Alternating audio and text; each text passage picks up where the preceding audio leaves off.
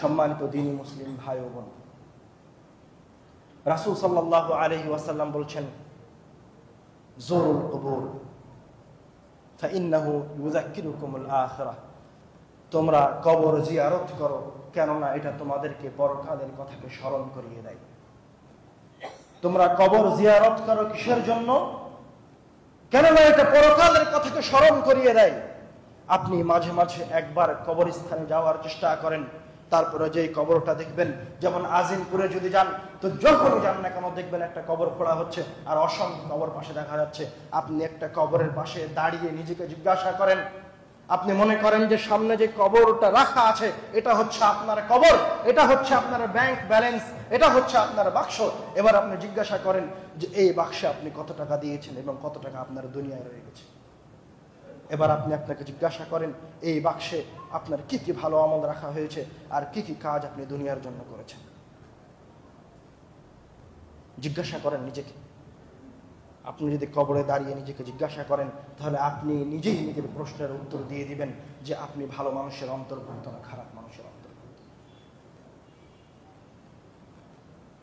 আপনি ওই জায়গায় যাওয়ার আগে নিজেকে প্রস্তুত করে নিন।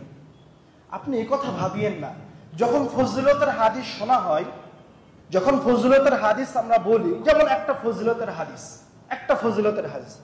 লাকিনুল মাউতাকুম লা ইলাহা ইল্লাল্লাহ, যখন তোমাদের কোনো ব্যক্তি মৃত্যুবরণ করতে যায় তখন তাকে কি শিখিয়ে দাও? লা ইলাহা ইল্লাল্লাহ। কেন লা ইলাহা ইল্লাল্লাহ শিখিয়ে দাও? মান কানা আখিরু কালামিহি লা ইলাহা ইল্লাল্লাহ দাখালাল জান্নাহ, কেন যার শেষ কথা হবে লা ইলাহা ইল্লাল্লাহ সে জান্নাতে চলে যাবে। সুবহানাল্লাহ, সুবহানাল্লাহ। যার শেষ কালেমা কি হবে? লা ইলাহা ইল্লাল্লাহ, সে জান্নাতে চলে যাবে। কিন্তু প্রিয় দ্বীনি মুসলিম ভাই ও বোন, যখন আপনি মৃত্যুবরণ করবেন, আপনি যদি চিরদিন খারাপ কাজ করে থাকেন তো ওই সময় আপনি লা ইলাহা ইল্লাল্লাহ বলতে পারবেন না। আপনি যদি চিরদিন খারাপ কাজে লিপ্ত হয়ে থাকেন তাহলে আপনি ওই সময় আপনি লা ইলাহা ইল্লাল্লাহ বলতে পারবেন না। আপনি চেষ্টা করলেও বলতে পারবেন না। আপনার কোনো সন্তান যদি আপনার পাশ থেকে বলে দেয়, আব্বু বলো লা ইলাহা ইল্লাল্লাহ, তো আপনি লা ইলাহা ইল্লাল্লাহ উচ্চারণ করতে পারবেন না। আপনার যেই কান আজীবন বাদ্যযন্ত্র শুনেছে, যেই কান আজীবন গালি গালাজ শুনেছে, যেই কান আজীবন মানুষের সাথে ঝগড়া করতে অভ্যস্ত হয়েছে, যেই জিহ্বা আজীবন আপনার মানুষকে খারাপ কথা বলতে অভ্যস্ত হয়েছে, যেই জিহ্বা ক্ষমতার দাপটে আরেকজনকে অন্যায়ভাবে বের করে দিয়েছে, যেই হাত অন্যায়ভাবে আরেকজন দিন মজুরের, আরেকজন খাদেমের, আরেকজন কর্মচারীর রুজিকে হরণ করে নিয়েছে, ওই সময় ওই জিহ্বা, ওই সময় ওই কান না লা ইলাহা ইল্লাল্লাহ বলতে পারবে, না ওই সময় ওই কান লা ইলাহা ইল্লাল্লাহ উচ্চারণ করতে পারবে। ওই সময় ওই কান কোনো ভালো কাজ করতে পারবে না। এমনকি আল্লাহ বলছে যে সে তার মৃত্যুর সময়ে তওবা করলেও তার তওবা কবুল হবে না। আপনি গিয়ে কবরে তাকান, এই মসজিদে আজ থেকে নিয়ে 50 বছর আগে আপনার বাপ দাদারা সালাত আদায় করত। এই রাস্তা দিয়ে এক সময় খারাপ মানুষগুলো হেঁটে যেত। আপনার দাদা একদিন এই বাড়ির সামনে দাঁড়িয়েছিল, একজন দাপটওয়ালা কোন এক দলের সভাপতি, কোন এক দলের সেক্রেটারি আপনার বাপকে এসে থাপ্পড় মেরে চলে গেছে। আপনি কোনো কিছু বলতে পারেননি। আপনি এখন তার কবরে গিয়ে দেখেন, এই নিকৃষ্ট ব্যক্তির কবরে গিয়ে দেখেন, ও এখন রব্বুল আলামিনের কাছে একটা মিনিটের জন্য ফরিয়াদ করছে। ফায়াস্তারিখুনা ফি, আল্লাহ রাব্বুল আলামিন বলছে সে শুধু ফরিয়াদ করছে না, ইয়াস্তারিখুন, চিৎকার করে করে।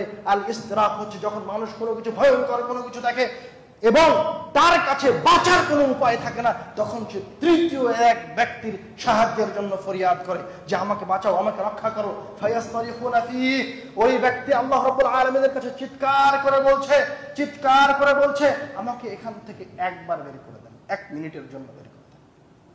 মৃত্যুর সময় মানুষ যেই সমস্ত ফরিয়াদ আল্লাহ রাব্বুল আলামিনের